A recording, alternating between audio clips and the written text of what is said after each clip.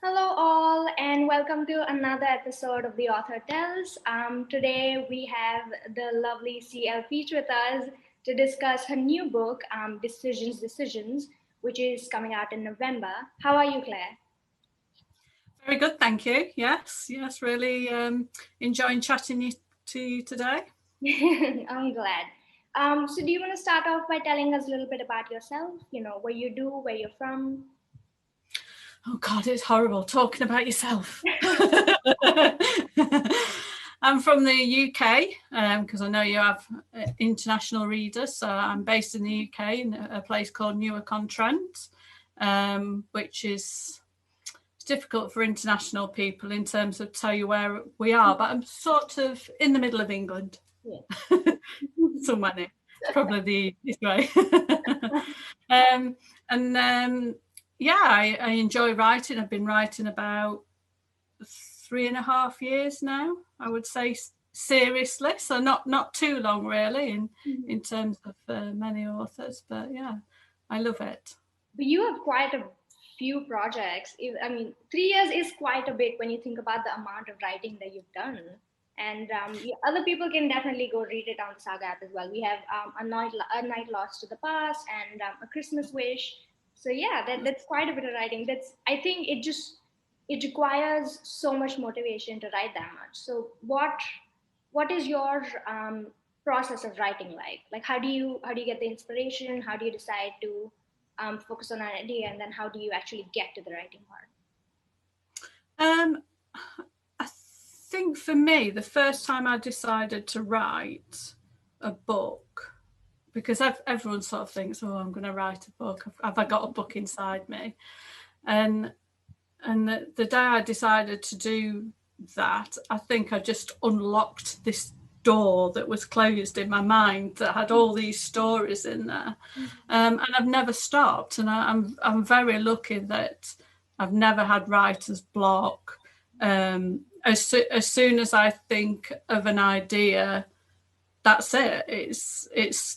It's just there. Mm-hmm. And it does just change depending on the characters. Yeah. Because another thing I discovered is that the characters Mm-hmm. very much decide what they're going to do, Mm-hmm. and I just write the words. Mm-hmm. So it's kind of they decide everything. Wow, I think this is the first time I've ever heard a writer talk about how easily it comes to them. That's amazing. You're quite And lucky. it's really difficult because when I'm in my writing group, and you don't want to come over as being sort of arrogant about it, or make people feel bad that they don't have the same. And I consider myself very lucky Mm-hmm. that I do just come up with the ideas, and the story's all there for me, and that I can write so quickly as well. I mean, I very much, probably as you've seen when you've come to edit, I don't really think about it when I just write it. Mm-hmm. It Wow. gets put on paper, and then I figure all the rest out afterwards, because at least you've got the words. Oh, absolutely. I think, you know what? I think a lot of writers would benefit from thinking of a first draft that way, because I know there's a lot of pressure. And even if it is a first draft, people want it to be as perfect as possible. But Correct. if you think about it as, you put down the ideas that you have and then you figure out all Yeah. the activities later, that's amazing. Exactly. Yeah. I mean, I'm in awe of authors who meticulously plan Mhm. what they're going to do, and actually come out with a finished product that is what they planned. Because I just couldn't do that, because all of a sudden a character goes off in a different direction, and all those 3 months of planning are completely out of the window. Because they've decided to turn left instead of turning right, or so yeah, I'm in awe of authors who can plan, because you know So you, I said so it's like your characters have a mind of their own. Like you said, they decide how the story is going to proceed. So yeah. where do you get your characters from? Are these inspired by real people in your life? Are these just people that inspired by books that you've read or shows, or just something that you thought of?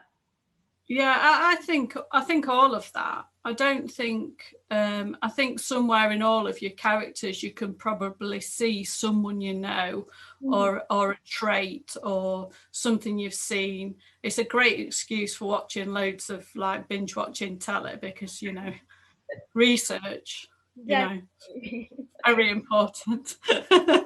And reading lots of books. But I think that comes from everywhere. I mean, I remember the first time I went out after lockdown, and I went on a train, and literally I think I filled half a notebook with ideas by the time I'd finished the train journey. Just being inspired, being out and seeing things, and you hear those snippets of conversations, which none of that, you're not going to plagiarize people's conversations and put the whole thing in, but that triggered something in your mind. So I think getting out and doing as much as you can is very important. I agree. Absolutely. There's so much stimulus around you, and so many different kinds of people that you probably didn't imagine yourself or didn't think of encountering. And those can lead to a whole new direction to your writing. I think that's definitely a great way of doing it. So coming to decisions specifically. So the main idea is it deals with the struggles of having romantic feelings for a friend or just in friendship. So I'm sure the readers want to know, but is that inspired from real life, or yours or someone else's, or is that just something that you personally love reading in romance? Well, I suppose when I started writing this, I didn't really sort of think about my past, but I mean, I did my first serious relationship with someone who was a friend first. I mean, that turned into a bit of a disaster, so we won't go there. But yeah, I'd never really thought about that when I was writing it, sort of my life experience, but actually reflecting on that. It's definitely, but it's so interesting, isn't it? I think the friendship thing, when is someone a friend and when is it something more?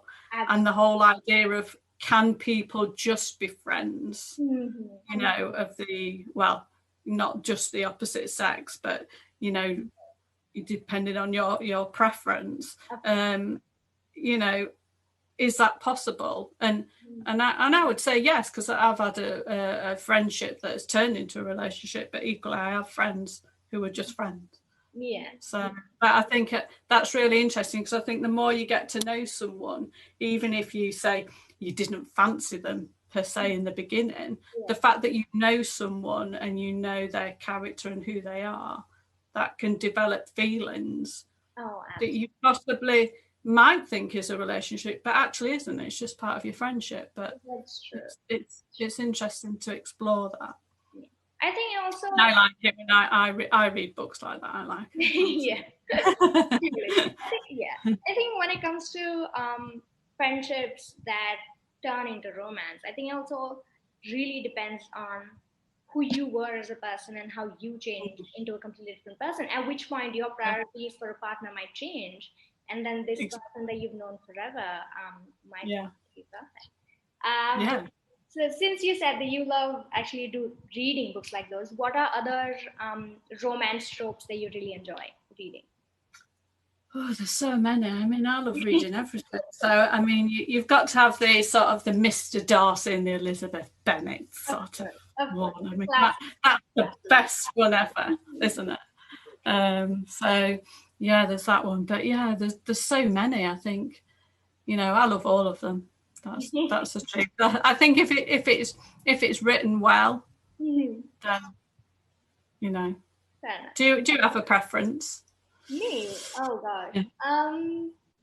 I quite like not exactly enemies to lovers, but it's sort of like where they're just snarky with each other in the beginning, but then they sort of discover that there's other parts to the other person. That is like the Elizabeth Bennet and Mr. Darcy, isn't it? Yeah, exactly. And then begrudgingly start having affection for each other. I thoroughly enjoy that. It's really especially as a reader, when you can see that coming, but the characters are not aware of it yet. They still hate each Yeah. And you know it's going to happen, and that's the best bit of it. That I think, imagine if you got to the end and it didn't happen. You'd be really annoyed. Heartbreaking. Absolutely. It'd ruin the story, wouldn't it? Right, exactly. The slow burn has to have a payoff of some kind, definitely. Yeah. But yeah, I think that's probably one of my favorites. Like you said, there's too many to pick from. So There is.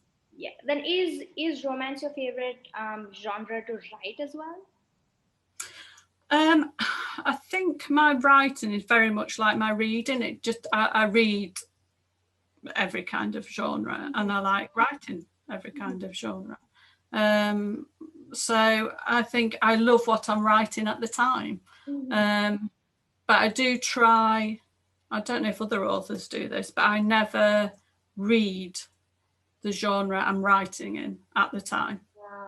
You don't?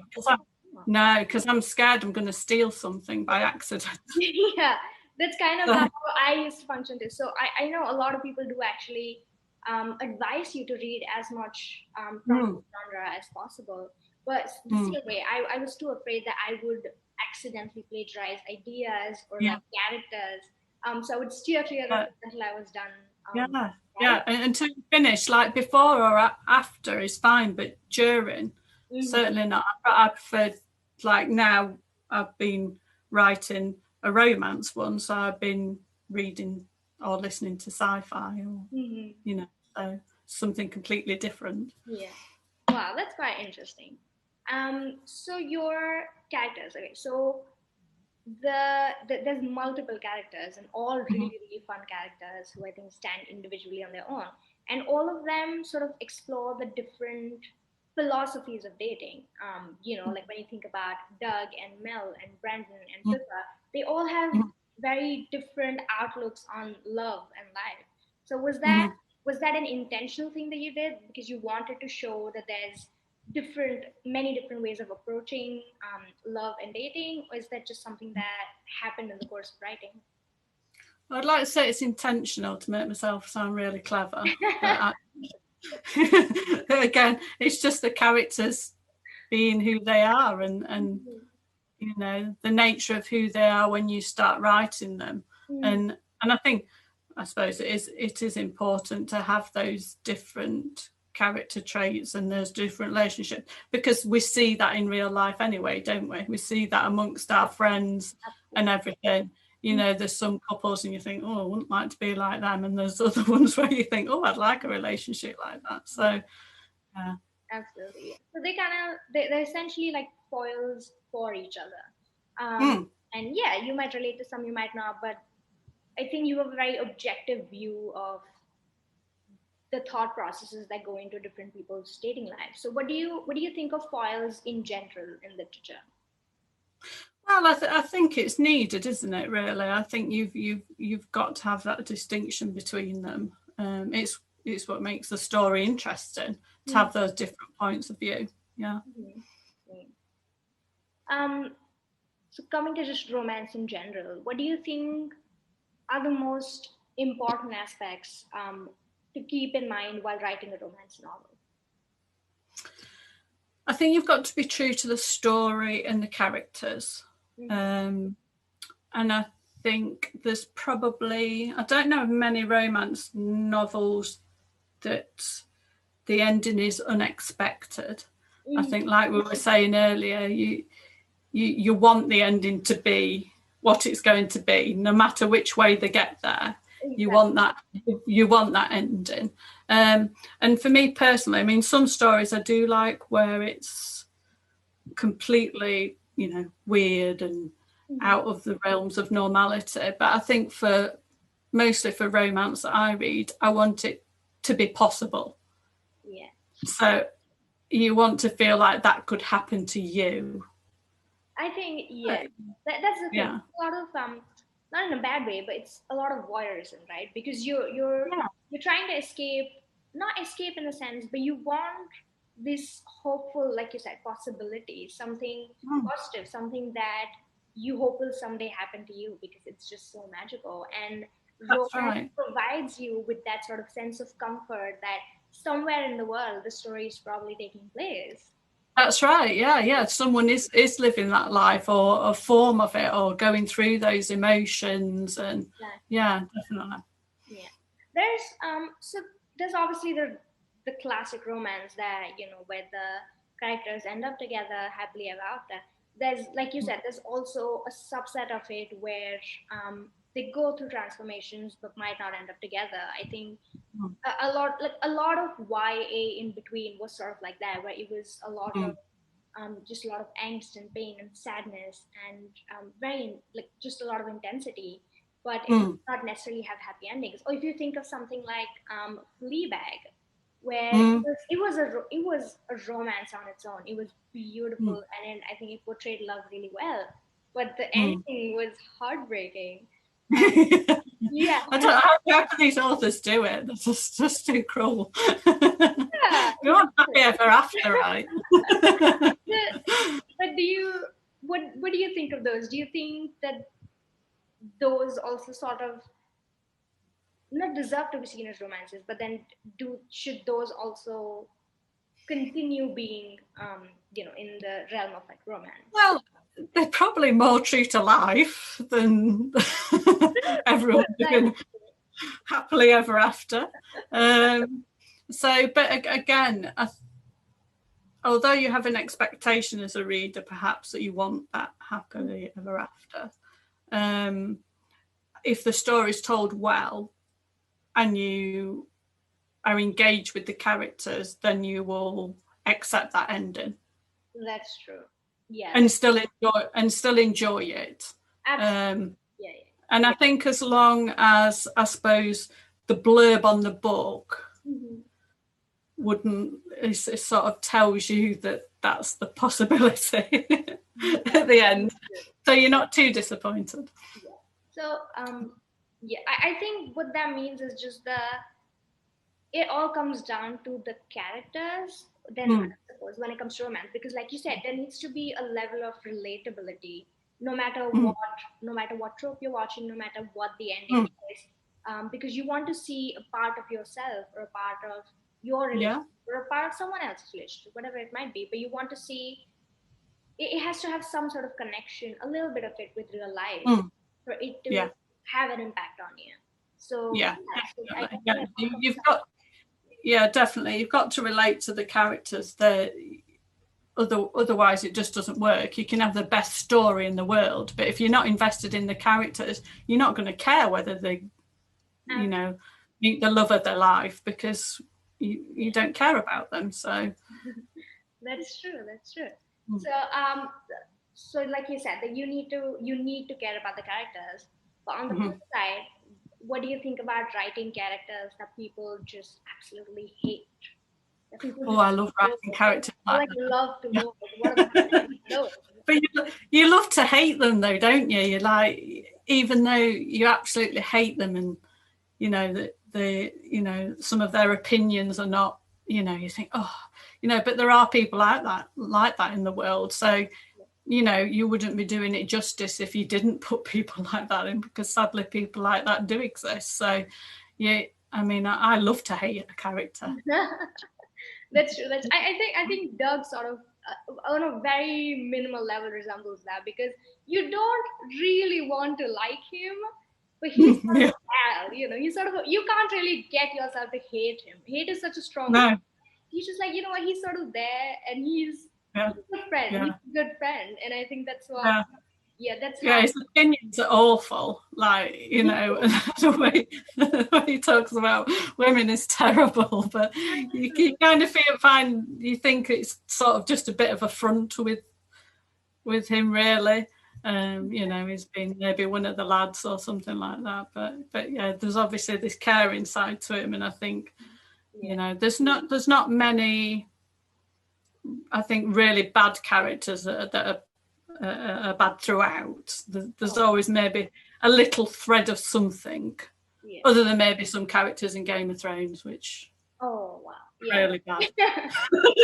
I think And I that, think I think now it's getting a lot more popularity to have characters who are real and flawed that you don't have to love. I think there's yeah, yeah, 'cause like you said, like people sometimes want to see a lot of reality, and there are people like those in real life too, right? Where Mm. it's not always Yeah, that they have anything beneath the terrible facade that they have.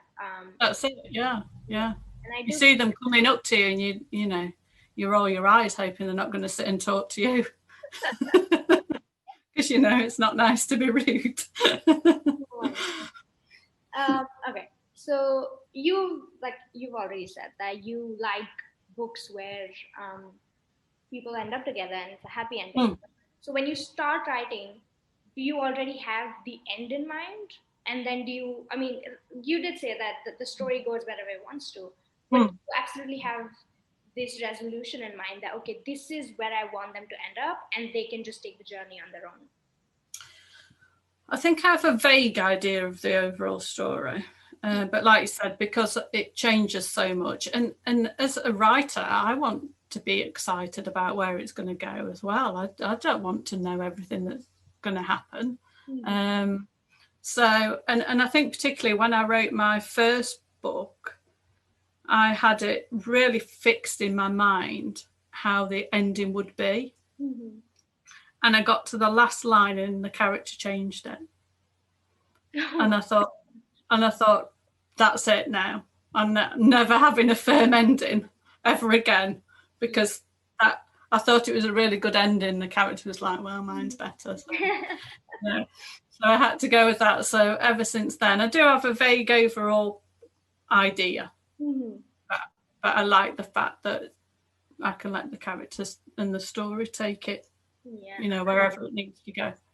I like that. I think there are pros and cons to both methods, right? Because Yeah, when you don't have a set ending, that means there's endless possibilities for how you can end it. exactly.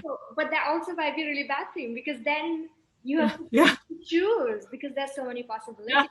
So it's like Where do you stop? You know, you get to like 500,000 words and you've still not got an ending. You just got exactly, to keep exactly, going. exactly. Yeah, I think all of it, as much as we talk about writing, but I think a lot of it is so subjective and Yeah, so personal to the projects and the people who are writing them. Absolutely. definitely. In our writing group, we always chat about, you know, the way people write and everything, and it has to be right for you. Don't try and do what someone else is doing, because it won't work, because you're trying to force something that's not natural for Mhm. you. Like I say, I write really easily. I'm very lucky. It just splurges out onto the screen and it's done. Whereas I know people who literally will spend the whole day on a sentence Mhm. to get it absolutely perfect before they can move on, which is fine. That's their process. That's true. That's true. That's true. And like, speaking of not doing things that based on other people's opinions, so romance has a kind of a bad rep, but not a bad rep, but people don't take romance seriously in the world of No. yeah, unless it's a classic. But even then, people think that it's A just for women to read, and B that it's not real literature in a sense. What's your opinion on that, and what would you say to people like those? Well, it's just ridiculous, isn't it, to just dismiss Absolutely. something that, you know, how many millions of copies sell each year in romance. It's just nonsense to say it's not as important as another genre, Absolutely. because the figures speak for themselves. People love to read romance, so you know, I think people are always going to write romance and people are always going to read it. Absolutely, I agree. And 'cause there's so many publishing industries that are banking on romance Mm. genre to Mm. sell, right? I think the highest selling, the highest grossing books are always romance. Yeah. And yeah, like you said, you can see it just from the sheer amount of books that come out Mm. every year and that are on the top of the bestseller list. Yeah, it is quite ridiculous. And but why do you think that is? Why do you think there's such a dismissal of this entire genre that is clearly globally very well liked and read? And I think there's also, I think when you start out first, there's I don't know if that's true for everyone, of course, but for some people that I've spoken to, there's a little bit of a shame as well attached to it for some reason. With reading romance, writing romance, and it's not like I said, it's not taken like as seriously or treated as big a feat writing or reading romance as if you talk about like literary fiction or something along those lines. Why do you think that is though? Well, I mean, I've heard this talked about many times with different sort of events I've been to, and I think a lot of it just comes down to snobbery within the industry. I think it does seem to be part of it, because you think even if you read a sci-fi novel, has it got romance in? Yes, it has. Exactly. Absolutely. Yeah. Most novels have some form of romance in them. Even if it's the romance of the story and not necessarily there's always something in there. So, I don't really understand it. Why? I don't know why you'd be ashamed of reading romance. I mean, it happens every day. It's life, isn't it? Yeah, that's the thing. It's an unavoidable part of life. Like when you think about science fiction, it's literally in the name. It's science fiction. It's something that hasn't happened yet, but sometimes we're a lot more comfortable reading that than something that happens to every single one of us. At some part in our lives, and that's it is quite ridiculous to not want to read that. I think a lot of it also stems from just the dismissal of, because patriarchy. So I think a lot of it stems from dismissal of things that women predominantly like, women and like teenage girls. Like for example, like One Direction being just dismissed as just boy band. I think it's along the same lines where when something's very well liked by women or younger girls, it's just I think it's dismissed as not important enough. It's probably just a lot of things. It's media led. I mean, they sort of decide what they want to sort of push and what they want to, so I think we'll just ignore that and carry on. Yes, absolutely. I mean, why would you let that affect your... Stop, is it? Why would you deny yourself something you enjoy based on... I know. That's just ridiculous. Okay. So, coming to our last question, what are you currently reading or hoping to read from the Saga app? So I've just started reading Ripples, let me get the name right, Ripples in the Water. Because who doesn't like a vampire? Yeah. Who doesn't? Exactly. Who doesn't? So I've only just started reading that, but I'm enjoying that. And then I'm really looking forward to Lady of the Manor. Because, oh my gosh. I heard you talking about that the other day. So, yes. I highly recommend that. I worked on it, and I enjoy reading it even as an editor. So, definitely. And then recommend. So, I think that's it for today. Thank you so much, Claire, for talking to me. No problem. So much fun. Well, it's been lovely to talk to you. Okay. Bye-bye. Thank you. Bye. Okay, bye.